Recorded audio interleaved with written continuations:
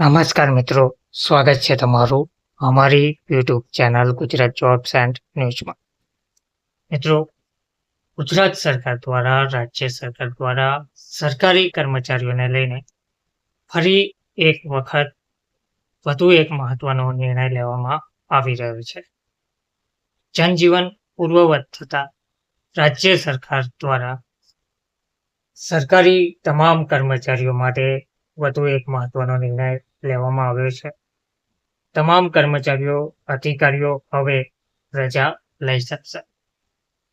અનિવાર્ય સંજોગોમાં તાત્કાલિક ફરજ પર હાજર થવું પડશે તેવું પણ કહેવામાં આવ્યું છે.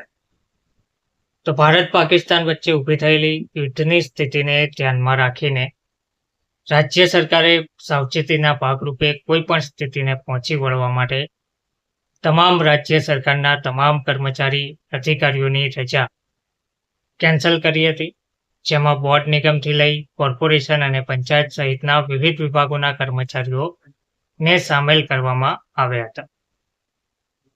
જોકે 10 મેના રોજ બંને દેશોએ સીઝ ફાયરની જાહેરાત કર્યા બાદ હવે જનજીવન સામાન્ય બની ગયું છે, જેથી સરકારે હવે રજાઓ મંજૂર કરવાનો નિર્ણય કર્યો છે. જોકે અનિવાર્ય સંજોગોમાં કર્મચારીઓએ તાત્કાલિક ફરજ પર હાજર થવું પડશે, તેમજ રજાઓ દરમિયાન કર્મચારીઓ અધિકારીઓએ ફોન, ઈમેલ પર સતત ઉપલબ્ધ રહેવું પડશે. ધન્યવાદ.